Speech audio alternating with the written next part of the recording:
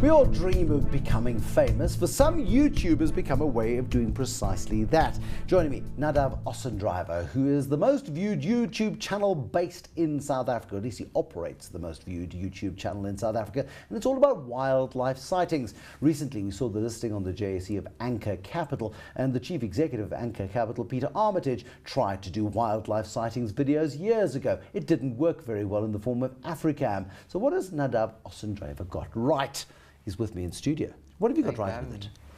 So I think what I've found that really worked is growing the community part of it. And when you have a community that's so active and they all want to just be part of it, and the way that they're part of it is by sharing their sightings. Okay, well, we'll talk about that in just a second. But you're a passionate bush proponent. I mean, you grew up in the bush. Your dad would take you to the bush, and you that took on a life of its own, didn't it?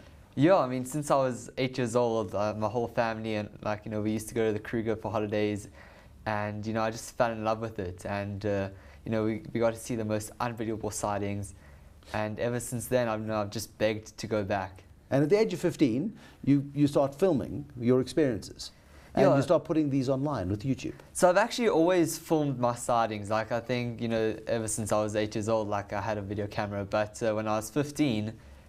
We had just one amazing sighting that I felt like I just had to share it. Okay, I want to see this sighting. So let's show the video of a bunch of terrapins. And the terrapins are those little tortoisey looking things treating a crocodile without any respect at all. What's going on here?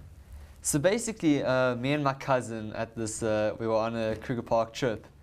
And we drove past this waterhole, and out of this waterhole came a crocodile and it went into the road. And what we thought is, obviously people come and feed these animals, which is really upsetting, but these animals are used to it. So they thought that we were coming to feed them, and the crocodile came out, and then the terrapins, they didn't want to lose any of the food to this crocodile. And so they thought, if they try and attack him or surround him, he would get scared and go back in. And then when they realized we weren't going to feed them, they just went back in. But it was amazing how they actually fought, and the crocodile was biting them. And but aren't crocodiles and terrapins adversaries? Are they rivals in the wild?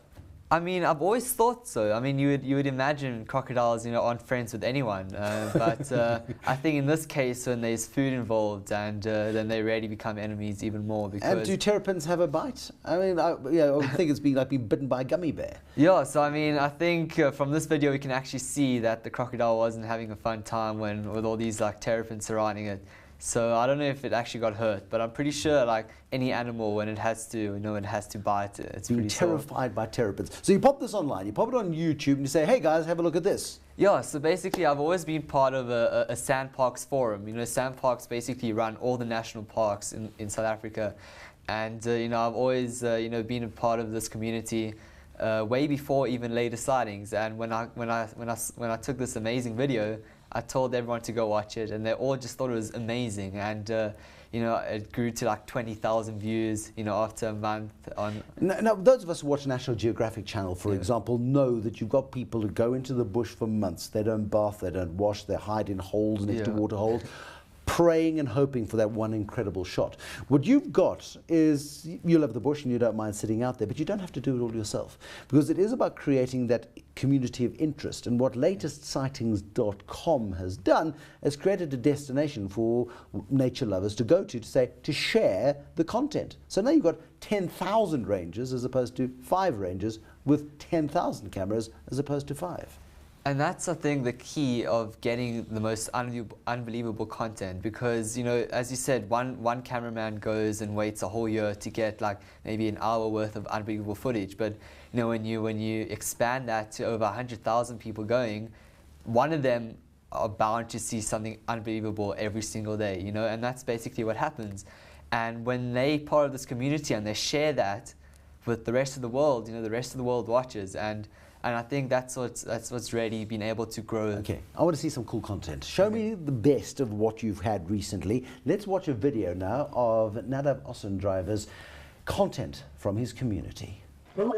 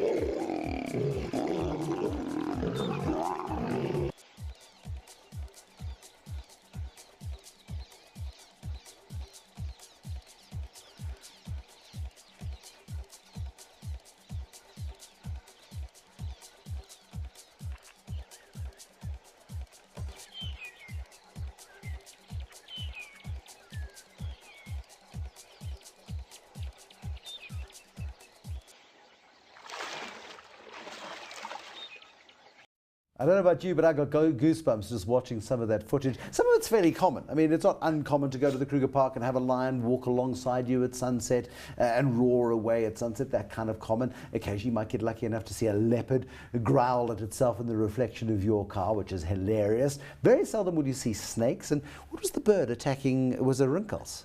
I think it's actually a rhombic egg eater, because you can tell by the inflated neck. But why is it picking a fight with it? Because I suppose they compete for eggs, don't they? Yeah, so I think so. I mean, this is actually seen inside the camp, and so you don't have. Yeah, so that's Kukuza. Okay. So you don't actually have to drive around to be part of this community. You can just be in the camp and get to see the most amazing stuff. Yeah.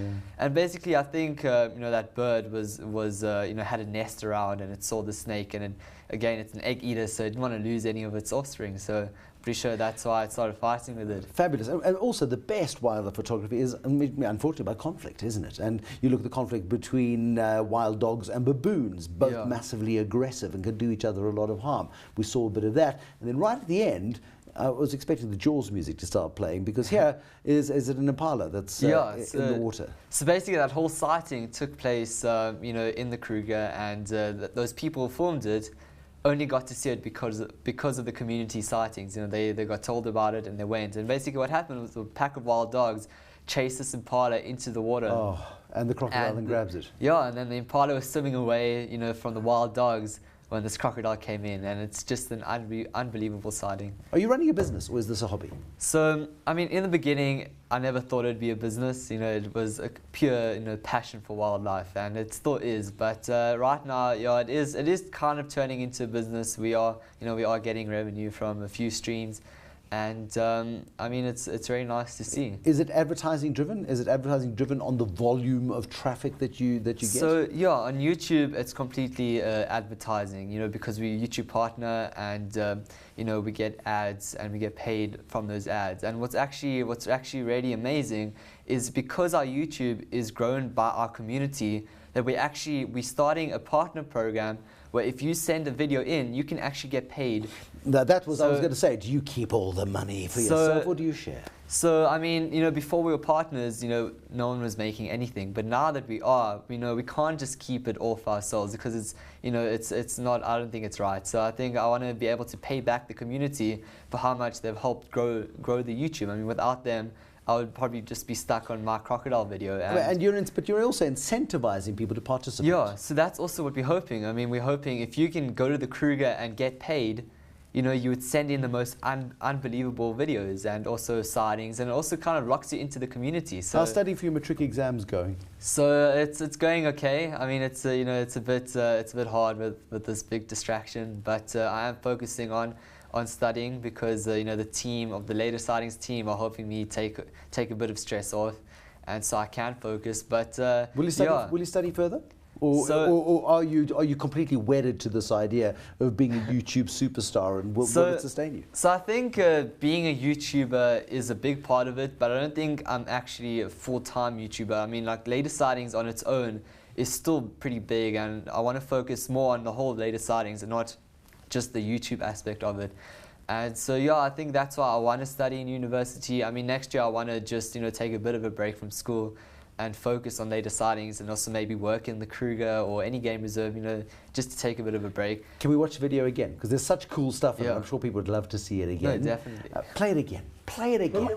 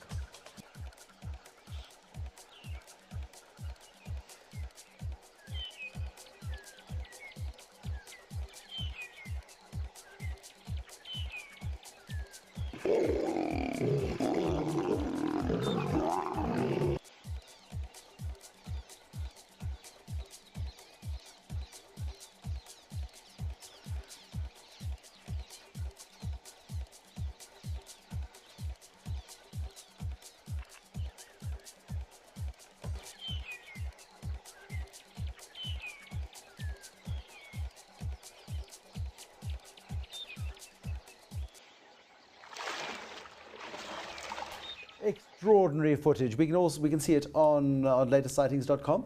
Yeah, so you can see it there, or you can just subscribe to our YouTube channel on Kruger Sightings. That's extraordinary, and I really do hope you do well in your matric exams. Please Thank try you. not to focus too much on this, and I look forward to seeing what you do with it in the future, because it is taking some of what South Africa provides for nothing or for a very reasonable price through the Kruger Park and many other game parks, of course, and leveraging it and putting it and making it accessible for the world, and hopefully encouraging people to come here as tourists as well. The very successful Nadav Ossendryver, who is a committed bush watcher, the founder of Kruger Sightings website, what's it called again? Latestsightings.com. Latestsightings.com. Latestsightings.com. Go and take a look at it. Thank you for watching us, and hopefully you'll be back again and won't be too captivated by latestsightings.com at 9 o'clock tomorrow. Till then, good night.